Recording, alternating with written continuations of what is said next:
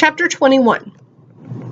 Luke, Jenny, and the Swamper were enjoying a quiet evening stroll down Fremont Street, across from the vacant lot where the fatal shootout between the Earps and the Cowboys had taken place. It was a stormy night, and the wind was howling, which made it look even spookier. "How long has it been now?" asked Jenny, tilting her head toward the empty lot. "Let's see," said the Swamper. "It's now the middle of March. The 18th, in fact, and it's a Saturday night." Walking past Shiflin Hall, the three saw a sign for a play that night called Stolen Kisses. They heard the sound of footsteps behind them. When they turned around, they saw Wyatt Earp stop in front of the theater. "I wonder what he's doing here," asked Jenny. The doors opened and the people poured outside. "It looks like the play has just ended," said the Swamper. Wyatt was still standing behind them when his brother Morgan came out of the theater and walked up to greet him. "See, Wyatt, I told you, everything's fine," said Morgan. "You worry too much." "Someone has to have some horse sense around here," said Wyatt. "Like I told you before, I have a bad feeling about tonight. Not only did I get a message from Johnny Ringo that he wouldn't be a part of any trouble, I've also seen a few other cowboys hanging around town today. I came here to meet you so I can walk you back to the hotel." "But things have been pretty quiet around here for the past few weeks," replied Morgan. "I'm beginning to think the worst may be over, and Virgil's doing much better too." "Hey, older brother, I'm a big boy now. I can take care of myself. But you'll always be my baby brother. Besides, I promised Louisa that I'd look after you while she's in California visiting her folks." "Wives," said Morgan. "They worry too much, too." The two brothers began walking with Luke, Jenny, and the Swamper close behind. "The night is still young, Wyatt, and I've been cooped up in that hotel too long." Morgan paused for a moment.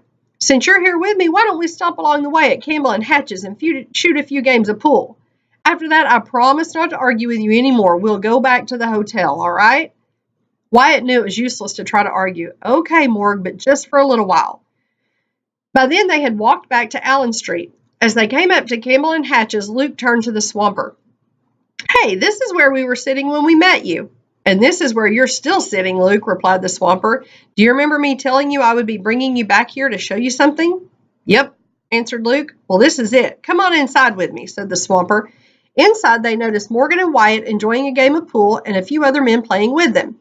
They stood near the pool table and watched Morgan bend over to line up his shot. No one thought anything of the fact that his back was toward the back door of the saloon. Bang, bang! The sound of two gunshots and breaking glass suddenly erupted. Luke and Jenny and everyone else in the room ducked for cover. Morgan Earp slid off the pool table and onto the floor right beside Jenny. But something didn't look quite right. Morgan Earp wasn't moving as others started to get back on their feet. He reached over and tried to touch his shoulder. "Are you hurt?" she asked. Jenny screamed and jumped to her feet when she noticed a pool of blood forming around him. Morgan had been shot in the back. "No! Morgan!" screamed Wyatt. Wyatt wasn't hurt, but he was in great distress over his wounded brother. The other men gathered around to help, and they heard someone say that the bullet had passed through Morgan's body. Then they saw that another man, who had been standing next to Morgan, had been hit in the leg by the same bullet. The other man's injuries were not serious. Morgan, however, was carried into another room while doctors were summoned. In the meantime, Luke ran to the back of the room to see who fired the shots. Two other men had run back as well, going past him as they flew out the back door and raced down the alley. A few moments later, they returned, saying the shooters had fled and it was too dark to see who it was. 3 doctors soon arrived, but there wasn't much they or anyone could do, other than try to keep Morgan as comfortable as possible. The bullet had gone all the way through his body, and there was no way he would recover. Other members of the Earp family came, including Morgan's faithful dog. With each gasp of breath, Morgan looked paler and weaker. Everyone knew that he would not be around much longer. Members of the Earp family wept, as did Luke and Jenny. She reached back into her backpack, taking out the handkerchief Fred White had loaned her. She looked at Luke and the Swamper. "I'm sorry I said such bad things about him that day at the courthouse when he was picking on Ike Clanton. I never wanted anything like this to happen to him." "It's all right, Jenny," said the Swamper. "Morgan knows you meant him no harm. He would be the first to admit that he's a bit cocky."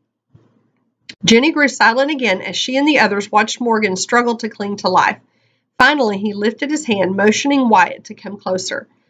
As Wyatt sat holding his dying brother's hand, Morgan whispered in his ear. Then he took one final raspy breath. With his exhale, his entire body went limp and the light went out of his eyes. Morgan Earp would breathe no more.